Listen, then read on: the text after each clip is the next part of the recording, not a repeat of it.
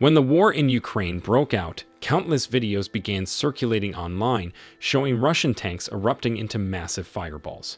In many cases, the explosions seemed to start from within, sending flames and debris into the air like a deadly fireworks display. The force is so immense that the turret, weighing more than 2 tons along with its main gun, is launched high into the sky as if it were weightless. When it comes crashing back down, the impact is strong enough to smash into solid asphalt with terrifying force. But what exactly is causing these devastating blasts inside Russian tanks, and why is it happening so frequently on the battlefield? Through research and battlefield reports, it becomes clear that these dramatic tank explosions often happen for 2 main reasons. First, Russian armored vehicles carry certain design flaws inherited from Soviet engineering. Second, they can be destroyed by the right type of precision weapon. And to be clear, when we talk about Russian tanks, this also applies to many Soviet-designed models still used by other countries, including Ukraine. Take the T-72, one of the most common examples. This tank can be knocked out by modern anti-tank missiles like the Javelin or next-generation light anti-tank weapon, or even by a simple grenade dropped into openings on its turret. In fact, the turret is the most vulnerable part of almost all Soviet-era tanks. Many of these designs are decades old, and only a small number have been upgraded to modern standards. One of the biggest weaknesses lies in ammunition storage. Inside the turret, shells are arranged in a circular rack, up to 40 of them, meaning the crew is literally sitting on top of a massive powder keg.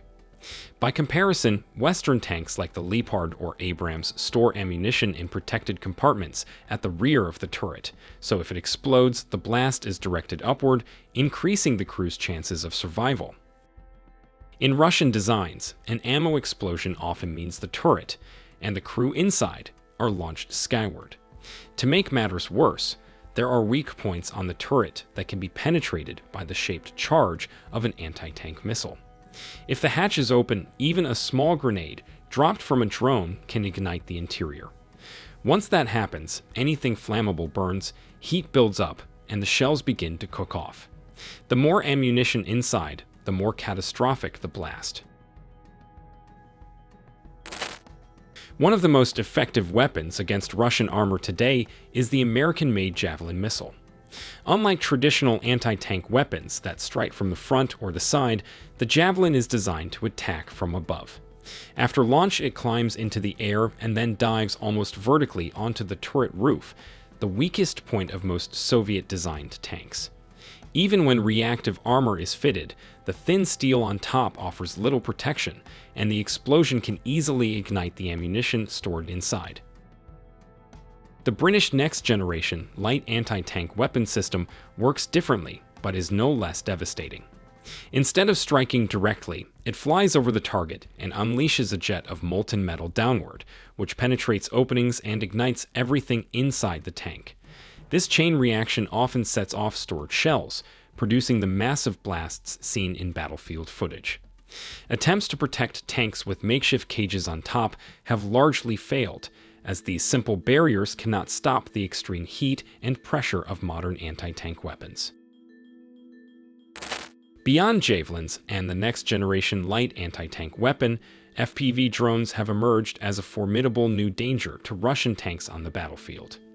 Unlike traditional weapons, these first-person view drones, often modified from civilian racing models, are manually guided by operators through onboard cameras, giving them the ability to fly low and strike at a tank's weakest points. With a cost only a fraction of modern anti-tank missiles, FPV drones can be directed toward the engine, the top of the turret, or even through open hatches, areas where armor protection is almost non-existent. Footage from the Ukrainian front shows how a single FPV drone can disable even modern tanks. In many cases, the attacks come in waves. One strike to immobilize the vehicle, followed by another aimed at the ammunition storage, triggering massive explosions. Russian attempts to protect their tanks with makeshift iron cages on top have proven ineffective, as the drone's warhead can still penetrate or slip through small openings. This makes FPV drones one of the cheapest yet most destructive weapons, reshaping modern warfare in Ukraine. What makes FPV drones particularly disruptive is their adaptability. Operators can adjust flight paths in real time, exploit terrain to avoid detection, and even coordinate multiple drone strikes simultaneously. Combined with Ukraine's growing experience in drone warfare and innovative battlefield tactics, FPV drones are not just a stopgap solution. They represent a paradigm shift in how low-cost, high-impact technology can challenge traditional armored superiority. After more than 3 years of brutal conflict, one undeniable truth has emerged. Tanks are no longer the invincible giants they once were.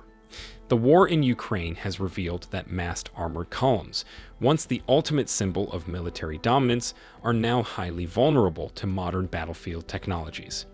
Anti-tank guided missiles and inexpensive FPV drones have changed the rules of engagement, exposing critical weaknesses that even the heaviest armor cannot fully defend against. The age when tanks could roll unchallenged across open terrain has ended, replaced by a new era where precision and adaptability often prevail over brute force. For Russia, this has been a costly and humbling lesson. Once proud of possessing the largest tank fleet in Europe, Moscow has seen its armored forces ground down through constant attrition. Thousands of tanks and vehicles have been destroyed, abandoned, or captured, many left rusting in fields as monuments to outdated strategy. Replacing these losses will take years, if not decades, as Russia struggles with a strained industrial base and mounting economic sanctions. Ukraine, in contrast, has shown remarkable resilience and innovation in the face of overwhelming odds. Despite being outgunned and outnumbered, its forces have effectively adapted to the modern battlefield, using technology creatively and making the most of limited resources. Civilian drones, crowdsourced intelligence, and agile tactics have allowed Ukraine to disrupt a more powerful adversary and reclaim lost ground.